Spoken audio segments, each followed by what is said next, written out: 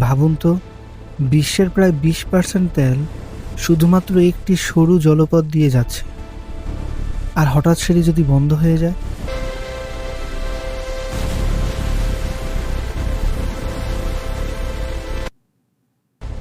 আজ আমরা জানব হরমুজ প্রণালী কেন এত গুরুত্বপূর্ণ এবং ইরান কিভাবে এটি বন্ধ করার চেষ্টা করতে পারে। ভিডিওটি শেষ পর্যন্ত দেখুন, কারণ শেষ অংশে বলবো হরমুজ প্রণালী বন্ধ করলে বিশ্বে কী ধরনের প্রভাব পড়তে পারে।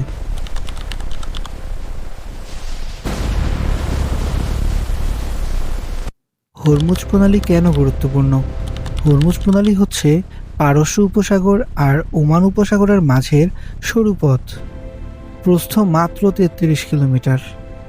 প্রতিদিন সৌদি আরব, কুয়েত, ইরাক, ইউএই এই দেশগুলোর লাখ লাখ ব্যারেল তেল এই পথ দিয়ে যায়। যদি এই পথ বন্ধ হয়, তেলের দাম আকাশ ছোঁয়া হবে, বিশ্ব অর্থনীতি কেঁপে উঠবে। এশিয়া ও ইউরোপের অনেক দেশ জ্বালানি সংকটে পড়বে। এখন আসল প্রশ্ন, ইরান কি সত্যি এটা বন্ধ করতে পারবে? ইরান সমুদ্রের নিচে নৌমাইন বসাতে পারে। জাহাজ চলাচল ঝুঁকিপূর্ণ হয়ে যাবে। ইরানের নৌবাহিনী ছোট, কিন্তু দ্রুতগতির বোট ব্যবহার করে হঠাৎ আক্রমণও করতে পারে। ইরানের উপকূল বরাবর বহু অ্যান্টিশিপ মিসাইল মোতায়েন আছে। তারা উপকূল থেকে সরাসরি ট্যাঙ্কার লক্ষ্য করে হামলা চালাতে পারে। ড্রোন প্রযুক্তিতেও তারা এগিয়ে গেছে।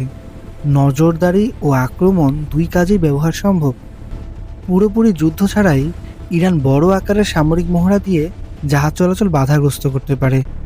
এতে আন্তর্জাতিক শিপিং কোম্পানিগুলো ভয়ে রুট পরিবর্তন করতে পারে। কিন্তু বাধা কোথায়? হরমুজ প্রণালী শুধু ইরানের নিয়ন্ত্রণে নয়, এই এলাকায় সবসময় টহল দেয় যুক্তরাষ্ট্র নৌবাহিনী, বিশেষ করে ইউনাইটেড স্টেটস 5th ফ্লিট, যার ঘাঁটি আছে বাহরাইনে। যদি ইরান পুরোপুরি পথ বন্ধ করার চেষ্টা করে, সরাসরি সামরিক সংঘর্ষ আরও বাড়তে পারে। আন্তর্জাতিক জোট হস্তক্ষেপ করতে পারে। ইরানের উপর কঠোর নিষেধাজ্ঞা আসতে পারে। বিশ্বে কী প্রভাব পড়তে পারে?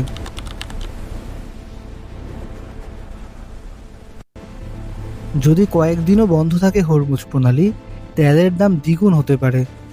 বাংলাদেশ সহ তেল আমদানি নির্ভর দেশগুলো মারাত্মক চাপে পড়বে। শেয়ার বাজারে ধস নামতে পারে। বিশ্ব অর্থনীতি অস্থির হয়ে উঠবে। তাহলে প্রশ্ন হলো, ইরান কি পারবে?